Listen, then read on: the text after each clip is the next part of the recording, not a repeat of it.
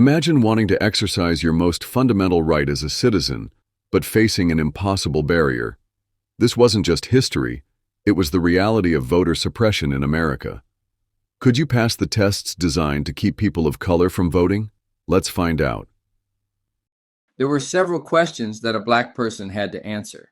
One was, how many jelly beans are in this jar? How much does a bar of soap weigh?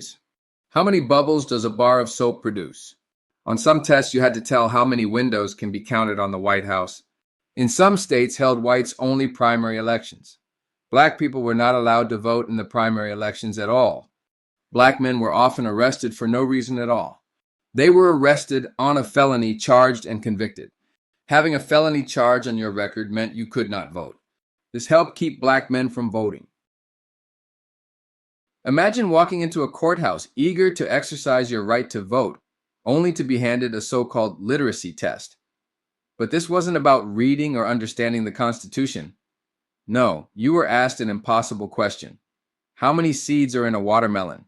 Get it wrong, and you couldn't vote. This wasn't about intelligence or education. It was about keeping black voters out of the political process.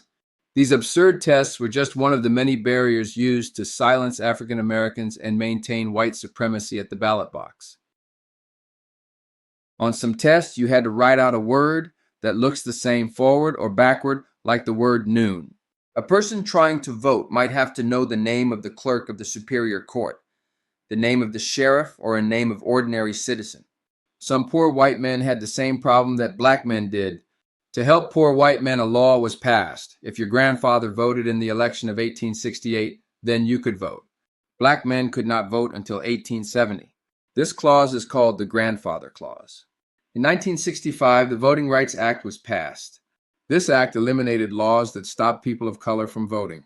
If you like the video, hit the like button and subscribe. Thank you from KB Tours.